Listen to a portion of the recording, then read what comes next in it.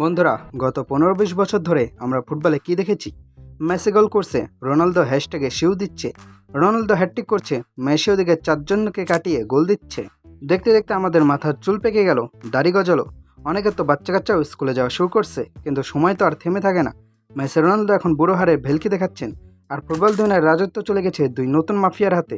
একজন Norway robot Erling Haaland, আর অন্যজন ফ্রান্সের কচ্ছপ গতিতে চলা চিতাবাঘ কিলিয়ান এমবাপ্পে। আজকের গল্প এই দুই দানবকে নিয়ে। সম্প্রতি আন্তর্জাতিক ম্যাচে এরা দুজনে যে তাণ্ডব চালিয়েছেন তা দেখে মনে হচ্ছিল এরা ফুটবল খেলতে নামেননি, নেমেছে প্রতিপক্ষের ডিফেন্ডারদের ক্যারিয়ার ধ্বংস করতে। নরওয়ে 4-1 গোলে উড়িয়ে দিয়েছে ইরাককে, আর ফ্রান্স 3-1 গোলে সেনেগালকে ধোলাই করছে।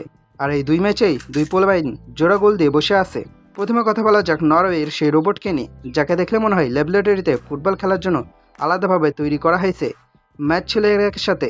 বেচারা ইরাকের ডিফেন্ডাররা হয়তো ভেবেছিল আরে নরওয়ে তো আর রিয়াল মাদ্রিদ না, একটু টিকে থাকা যাবে। কিন্তু তারা ভুলে গেছিল নরওয়েতে একজন হাল্যান্ড আছেন, যিনি একটা আস্ত একটা আর্মি। ম্যাচের 29 মিনিটে হাল্যান্ড প্রথম গোলটা করলেন। গোলটা কেমন ছিল জানেন? ইরাকের ডিফেন্ডাররা যখন বল ক্লিয়ার কথা ভাবছে, হাল্যান্ড কোথায় থেকে যেন উড়ে এসে ওয়ান টাচ ফিনিশ করে দিলেন। এরপর 43 মিনিটে আবার গোল, মানে প্রথমার্ধ শেষ হওয়ার আগেই হাল্যান্ড নিজের ডাবল ডেকার কমপ্লিট করে ফেলছেন। হাল্যান্ডের স্ট্যাটস খেয়াল করছেন, 90 মিনিট মাঠে ছিলেন, 5টা শট নিয়েছেন, যার মধ্যে 4টি ছিল অন টার্গেট। মানে হাল্যান্ডের শট মানেই গোলকিপারের হার্ট অ্যাটাকের চান্স। তবে মজার ব্যাপার হলো পুরো ম্যাচে হাল্যান্ড পাস দিয়েছেন মাত্র 9টি, যা সাকসেস রেট 44%। মানে ভাই মাত্র 4টা পাস ঠিকঠাক দিতে পারছে। হাল্যান্ডের নীতি খুব পরিষ্কার, আমি এখানে পাস খেলতে আসিনি, আমি এসেছি গোল করতে। পাস দেওয়ার জন্য মিডফিল্ডার আছে, আমার কাজ শুধু বল জালে জড়ানো আর বনু উল্লাস করা। বেচারা ইরাকের প্লেয়াররা তাকে থামাতে না পেরে 3বার ফাউল করছে, কিন্তু লাভ হয়নি। 8.7 রেটিং নিয়ে হাল্যান্ড ম্যাচ শেষে মুচকি হেসে মাঠ ছাড়ছেন, যেন পাড়ার মাঠে বাচ্চাদের সাথে খেলে আসলেন। এবার চলুন যাই ফ্রান্সের দিকে। বিশ্ব চ্যাম্পিয়ন ফ্রান্স খেলছিল সাদিও মানের সেনেগালের সাথে। সেনেগাল আফ্রিকান পাওয়ার হাউস, সহজে দমে যাওয়ার পাত্র নয়। কিন্তু ফ্রান্সের দলে তো একজন নিনজা টাটল আছেন, যার নাম কিলিয়ান এমবাপ্পে, গতিতে যাকে চিতাবাঘও স্যালুট ঠোকে। ম্যাচের 66তম মিনিটে এমবাপ্পে প্রথম গোলটা করলেন। সেনেগালের ডিফেন্ডাররা কেবল ভাবছিল তাকে কিভাবে ট্যাকল করা যায়, কিন্তু এমবাপ্পে ততক্ষণে বল নিয়ে গোল সেলিব্রেশন করা শুরু করে দিছে। আর ম্যাচের আসল টুইস্ট আসলো একদম শেষ মুহূর্তে, 90+5 মিনিটে। সবাই যখন ভাবছে ম্যাচ শেষ, রেফারি বাঁশিতে ফু দিবেন, তখন এমবাপ্পে বললেন পিকচার আভি বাকি হে, গোল করে ম্যাচ করলেন 2-1।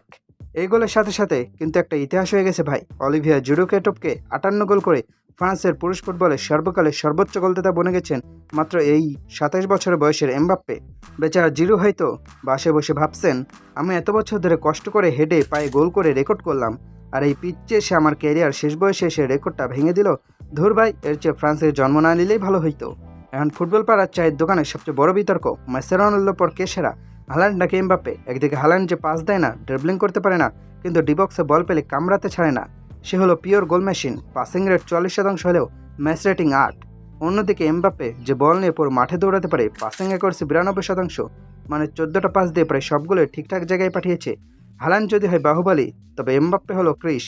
হাল্যান্ড গায়ের জোরে আর পজিশন দিয়ে গোল করে, আর এমবাপ্পে ডিফেন্ডারদের কোমর ভেঙে ড্রিবলিং করে গোল করে। তবে একটা বিষয়, দুজনেই এক, এরা দুজন যখন ফর্মে থাকে তখন বিপক্ষ দলের গোলকিপারদের উজুর পানি লেগে যায়। তো ভাই সব মেসি রোনালদোর যুক্ত শেষের পথে। এখন এই দুই নব্য জমিদার যেভাবে ফুটবল বিশ্ব শাসন করা শুরু করছে, তাতে আগামী 10 বছর আমাদের এদের গোল উৎসবই দেখতে হবে।